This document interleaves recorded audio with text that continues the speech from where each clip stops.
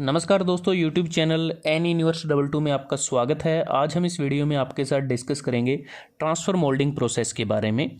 और transfer moulding process यह compression moulding process का मॉडिफाइड वर्जन है। कह सकते हैं कि जो रिसेंट डेवलपमेंट हुई है तो कंप्रेशन मोल्डिंग की वो ट्रांसफ़र मोल्डिंग की फॉर्म में हुई है। और ट्रांसफ़र मोल्डिंग में जिस मटेरियल के साथ हम प्रोसेस को करते हैं उसके लिए हमें थर्मोसेट पॉलीमर या थर्मोसेटिंग प्लास्टिक की रिक्वायरमेंट होती है। तो सबसे पहले यह जानते हैं कि ट्रांसफ़र मोल्डिंग जो प्रोसेस है इसको बनाने की ज़रूरत क्यों पड़ी। क्योंकि कंप्रेशन मोल्डिंग में मटेरियल कॉम्प्लेक्स मोल्ड के इंट्रिकेट पार्ट्स में फ़्लो नहीं करता था और साथ में रिक्वायर्ड प्रेशर भी ज़्यादा होता था। क्योंकि मोल्ड में मटेरियल सॉलिड स्टेट में इंट्रोड्यूस होता है और मटेरियल मोल्ड में अपने आप फ्लो करता है और प्लास्टिसाइज भी हो जाता है।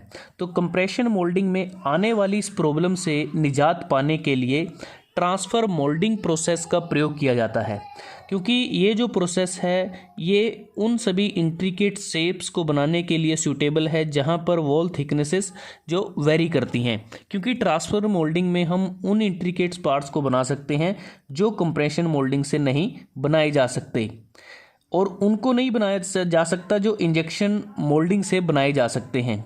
तो यहाँ एक भी बात समझ में आती है कि हम उन पार्ट्स को बना सकते हैं जिसे हम कंप्रेशन मोल्डिंग से नहीं बना सकते, वो ट्रांसफ़र मोल्डिंग से बन सकते हैं। तो बात करते हैं कि इस प्रोसेस में हमारी रिक्वायरमेंट क्या रहती है, कैसे इसमें वर्किंग होती है। तो सबसे पहले अगर आप डायग्राम को देखें तो यहाँ पर ये डायग्राम आपको नज़र आ रहा है। इसमें क्या है कि एक इसमें ट्रांसफ़र जो रैम यहाँ पर लगा हुआ है इसकी जगह ट्रांसफ़र प्लंजर का हम यूज़ कर सकते हैं या किसी रोटेटिंग जो स्क्रू फीडर है उसका यूज किया जा सकता है। और यहाँ एक ट्रांसफ़र पोर्ट लगा है जिसमें यहाँ पर हम मटेरियल यूज़ करते हैं, जो थर्मो सेटिंग चार्ज या थर्मो सेटिंग जो मटेरियल है उसको हम यूज़ करते हैं। नीचे ये मोल्ड कैविटी बनी हुई है जिसमें मटेरियल को फ्लो करना होता है। तो सबसे पहले हम क्या करते हैं, जो अनएक्योर्ड थर्मोसेटिंग चार्ज या प्लास्टिक है उसको जो हीटेड ट्रांसफ़र पोर्ट है या चैम्बर है इसमें इसको लोड कर दिया जाता है मोल्ड कैविटी में डालने से पहले। और जैसे ही जो थर्मोसेटिंग जो प्लास्टिक या चार्ज प्रॉपर टेम्परेचर पर पहुंचता है, क्योंकि यहाँ पर क्या है कि हीटर लगे होते हैं तो जिसके कारण इसका टेम्परेचर बढ़ जाता है। तो जैसे ही ये हमारे प्रॉपर टेम्परेचर पर पहुंचता है इसको हम जो हीटेड जो क्लोज्ड मोल्ड है इसमें इसको इंजेक्ट किया जाता है। तो जैसे इसमें इसको इंजेक्ट करेंगे वो डिपेंड करता है, हम रैम की मदद ले सकते हैं, प्लंजर की मदद ले सकते हैं या फिर रोटेटिंग स्क्रू फीडर की मदद से इस मटेरियल के ऊपर फोर्स को अप्लाई किया जाता है ताकि ये जो नैरो चैनल है इस नैरो चैनल के माध्यम से ये मोल्ड कैविटी के अंदर चला जाए। क्योंकि जब ये इसके अंदर फ्लो करेगा तो यहाँ पर कुछ इंटरनल फ्रिक्शन भी होगा और जिसके कारण इंटरनल हीट भी जनरेट होगी और इसके कारण इसका टेम्परेचर भी और बढ़ जाएगा मटेरियल का और ये होमोजेनाइज हो जाएगा। और जैसे ही हम मटेरियल को इसमें फ्लो कर देते हैं इसको पूरी तरह से ये बंद हो जाएगा। जैसे इस डायग्राम में आपको नज़र आ रहा है, ये जो वर्टिकल अरेंजमेंट थी जिसके माध्यम से हमारा जो मटेरियल गया है इसको हमने स्प्रू बोला है। तो जैसे ही इसके अंदर ये चला जाएगा तो यहाँ पर क्यूरिंग होगी। क्यूरिंग बेसिकली क्रॉस लिंकिंग के द्वारा होती है मटेरियल की आपस में, क्योंकि जो मटेरियल होता है मोल्टन स्टेट में यहाँ पर होता है। तो जैसे ही क्यूरिंग ख़त्म हो जाएगी तो क्यूरिंग ख़त्म होने से क्या होगा कि जो ट्रांसफ़र जो रैम है हमारी उसको वापस फिर उसको रिट्रैक्ट कर लिया जाएगा। इसको वापस हम जब रिट्रैक्ट करेंगे तो जो नीचे इंजेक्टर पिन्स लगी हैं इनकी हेल्प से जो मोल्डेड पार्ट है उसको ऊपर उठा लिया जाएगा और उसको यहाँ से रिमूव कर लिया जाएगा। अगर इसमें हम देखें, जब हम रैम को ऊपर की तरफ वापस उठाते हैं तो इसके नीचे कुछ मटेरियल लग जाता है, एक जो स्प्रू हमने बात की है और यहाँ पर कल है। तो ये दोनों चीज़ें हमारे जो रैम के साथ अटैच हो जाती हैं और एक प्रकार से हम कह सकते हैं कि ये हमारा जो मटेरियल वेस्टेज भी होता है और इसको बाद में मैन्युअली इसको रिमूव कर दिया जाता है क्योंकि इसको हमें रिसाइकिल नहीं कर सकते, इसको हमें रिमूव करना होगा।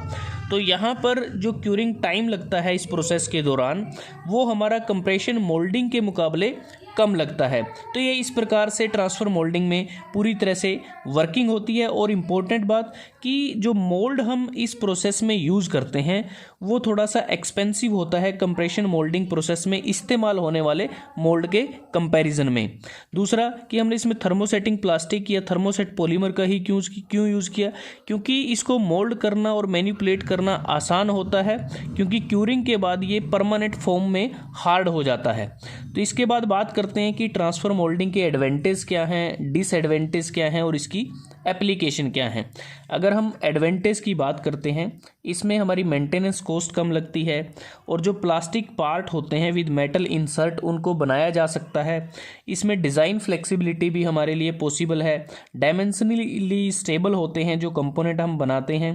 प्रोडक्शन रेट भी इसका ज़्यादा रहता है और फास्ट सेटअप टाइम और लोअर सेटअप कॉस्ट इसकी होती है। तो इतने सारे इसके एडवांटेज हैं, उसके बावजूद भी इसमें कुछ खामियां हैं। जैसे इसमें जो मटेरियल है वो वेस्ट होता है। जैसे हमने आपको बताया था कि जो स्प्रू और कल के साथ जो मटेरियल अटैच हो जाता है तो ये एक वेस्टेज ऑफ मटेरियल है हमारी।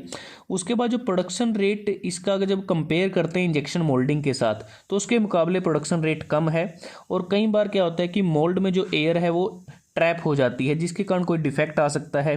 जो रनर्स हम यूज़ करते हैं जो स्क्रैप के साथ ये जो चैनल्स बने हुए हैं तो बेसिकली ये स्क्रैप होता है और एक हमारे लिए अनइकोनॉमिकल ये हो जाता है।